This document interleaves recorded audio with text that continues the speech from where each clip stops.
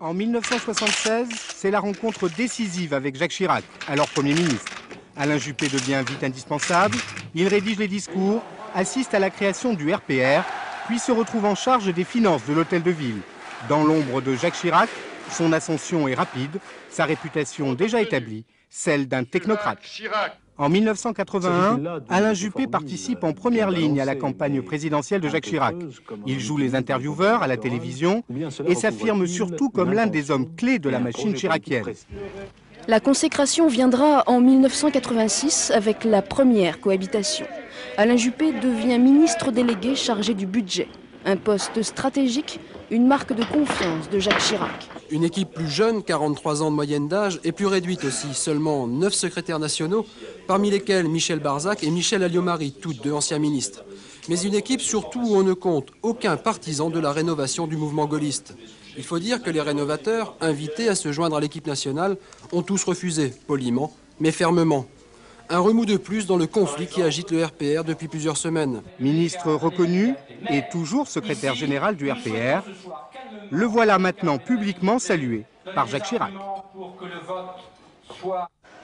Je voudrais exprimer les sentiments que nous éprouvons tous à l'égard de celui qui est probablement le meilleur d'entre nous, notre secrétaire général Alain Juppé.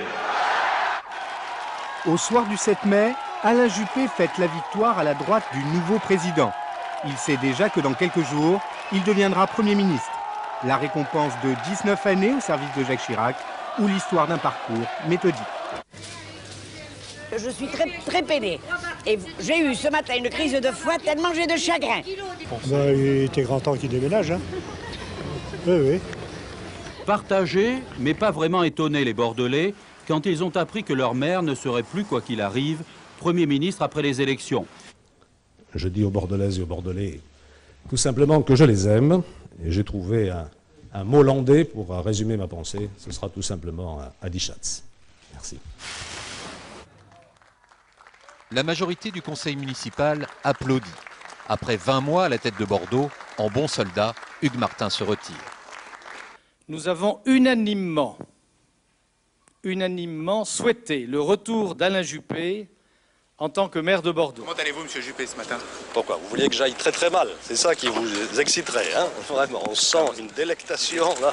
Alain Juppé au bord de la colère. En ce mois de juin 2007, battu aux législatives, le voilà contraint de quitter le gouvernement. Je présenterai dès demain matin au président de la République et au Premier ministre ma démission de défonction de ministre. Exclu du gouvernement, loin de l'UMP, Alain Juppé se replie sur ses terres bordelaises. Toujours en embuscade, il envisage même l'hypothèse où Nicolas Sarkozy ne se représenterait pas en 2012. Je pense que l'UMP doit organiser des primaires, comme tout grand mouvement démocratique, et qu'à ce moment-là, si les primaires sont ouvertes, j'ai dit que je n'excluais pas de concourir. Aujourd'hui, c'est un poids lourd de la majorité qui réintègre le gouvernement, un signe fort pour la droite à 18 mois de la présidentielle. Le bureau politique a adopté à l'unanimité, je voudrais le souligner, une motion dans laquelle il charge le collège que nous constituons, Jean-Pierre Raffarin, François Fillon et moi-même, avec un nouveau secrétaire général en la personne de Luc Châtel, de conduire le mouvement jusqu'à l'organisation du congrès qui élira un nouveau président d'ici le mois de novembre. C'est quelqu'un que je considère comme pouvant être un atout pour l'avenir du pays. En annonçant aujourd'hui sa candidature, Alain Juppé prend de vitesse, Nicolas Sarkozy notamment. 61% des Français qui disent oui, Alain Juppé ferait un bon président pour la France. Alain Juppé, est-ce que vous souhaitez réagir? Merci. Merci aux Françaises et aux Français. Jordan, on continue. Vous pouvez peut-être nous... Vous avez l'air ému. Oui, un peu.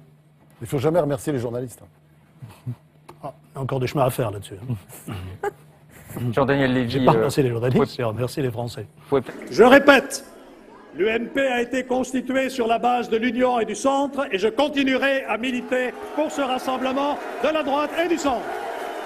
Grand moment de solitude sous les sifflets de la salle pour Alain Juppé, mais il ne se laisse pas impressionner et tacle son adversaire. Et je ne me laisse pas pour ma part impressionner par des mouvements de foule.